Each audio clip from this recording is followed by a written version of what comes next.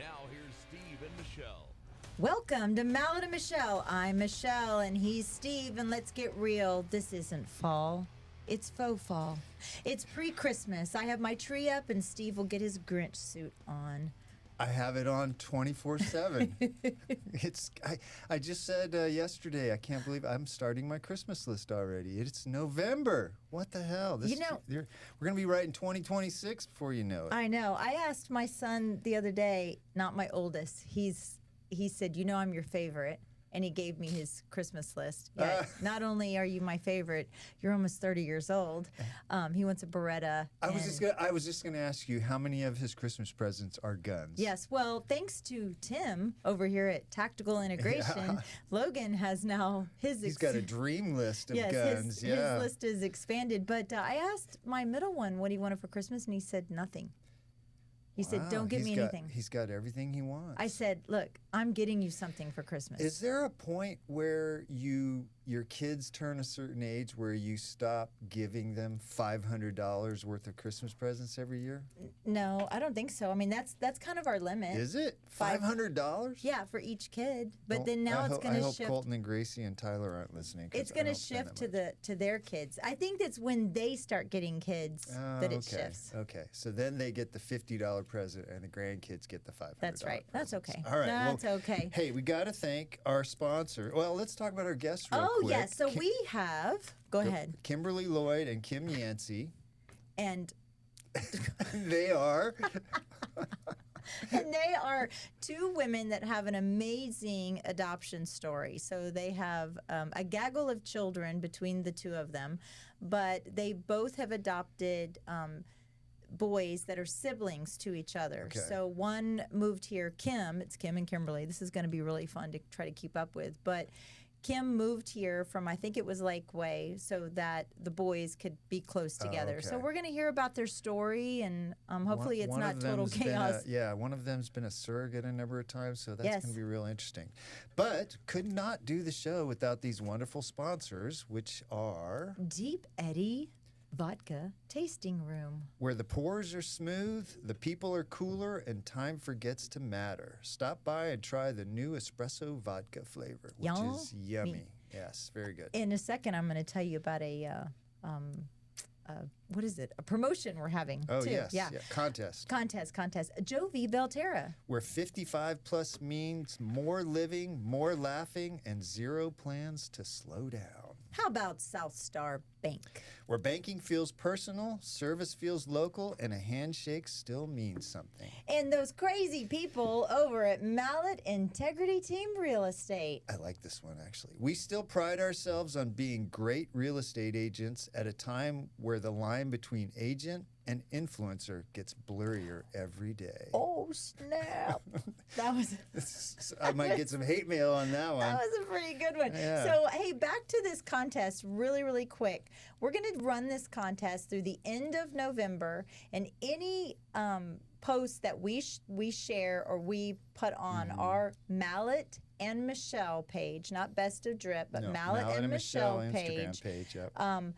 It applies to this. So anything that we post in November for this, so you're going to like Mallet and Michelle on Instagram, you're going to tag somebody, and you're going to share one of the posts. Each one of those is going to give you one entry into this fabulous limited edition espresso martini special kit smorgasbord, which we've estimated is worth $10 million. It's around, well, I would say, I think it was $8 million because I drank something. Okay, you had a sip already. I had a sip already. Yeah, so you'll get Michelle Backwash. That's probably worth $11 million now. But then if you also leave us an Apple review, you get 2 entrees. Yeah, and we've already had quite a few 2 entrees. people. Did you hear that? Entrees? Entrees, 2 entries? 2 entries. Why do you even give me a microphone? Contest. Do I even speak English? That bottle of vodka, that espresso vodka, is gone, isn't it? It's gone. How are you people even listening to me? I just don't understand. It smells like a bar in here. I just don't understand. So anyways, do all of that. And if all of that confused you, welcome to the club. Anyway, you might win that very special limited edition espresso martini vodka kit, which is worth $12 million. So it's going up. by the minute. I want to give a shout out my good friend Javier and his wife Yasmin. Yasmin from Origin, Mexico. Yes, who has been a guest on the show. Yes. And believe it or not, Javier, who has not been a guest, told me that he was a guest on a podcast yesterday. So good for him. Cheating on us? I know. That's the way I felt. Like, Javier, jeez, dude. Whatever. So his daughter is in the Central Texas Youth Ballet Troupe, and they are doing a performance of The Nutcracker on November 22nd. They have two shows, one at 2 and one at 7 at the St. Andrews Dell Fine Arts Center, which is off of Southwest Parkway. Tickets are $36.50, which is a great deal, that's a great deal. for a good show like this. And you can buy tickets at the website is www.ctyballet.com. So Central Texas Youth Ballet. Support your local kiddos. Yeah, Hey, I bet that'd be fun. before we go on, before we got onto the air, you said that there was like an invisible line here. Like this is my part and that's your part.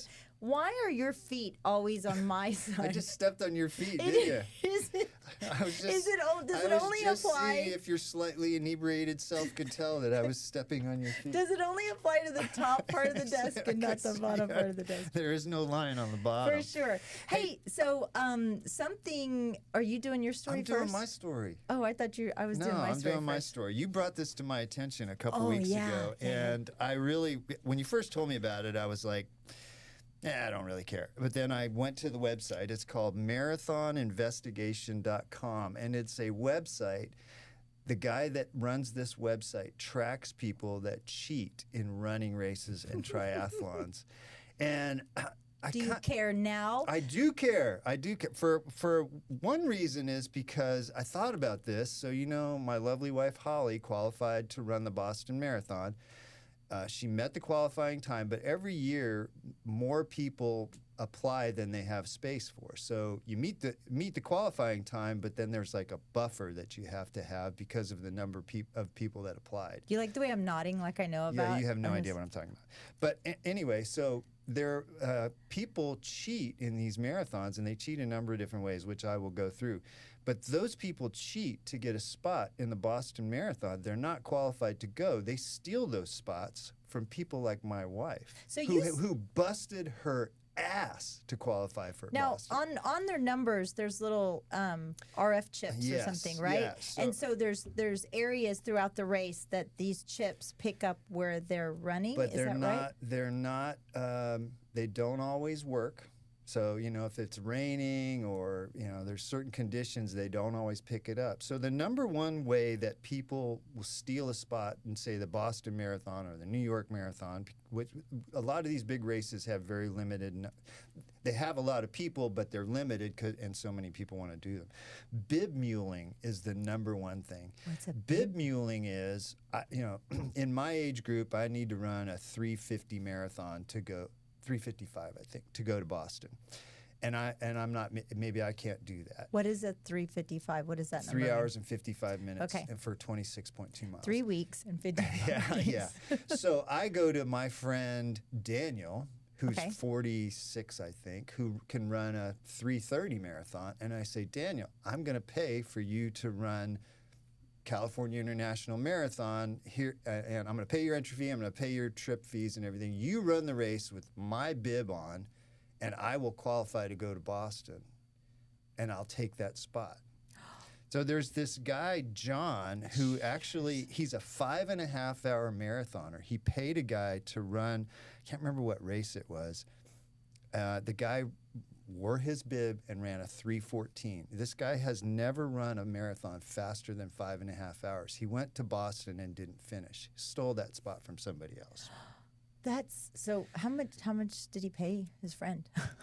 What? Probably just paid the entry fee. I mean, guy got a free marathon. Probably got a free hotel room. Maybe that could be your business model in your retirement. Yeah. You just get like the older people helping people cheat. So there are other things. Course cutters, obviously, people that cut the course. I've actually seen that a few times. Counterfeit bibs, which are people. So that's called pirating a race when you don't have the chip on there, but they color copy it looks like they're qualified to run the race. I've done that for parking passes. Okay. Yeah.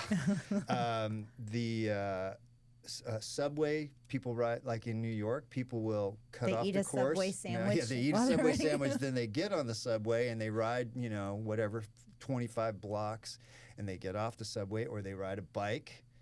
And and sometimes I just did a half marathon in Kansas City, and there was a guy riding on the bike course. Who knows? Maybe he had his bib on. Just start yelling cheater at all those people that you think are cheating. The thing about this website that got me really interested is a lot of these cheaters that got caught, they had no remorse. They were like, hey, you know what? Everybody does. It's not that big a deal. I just wanted to run that race, and so I made it happen. They were almost like proud of it.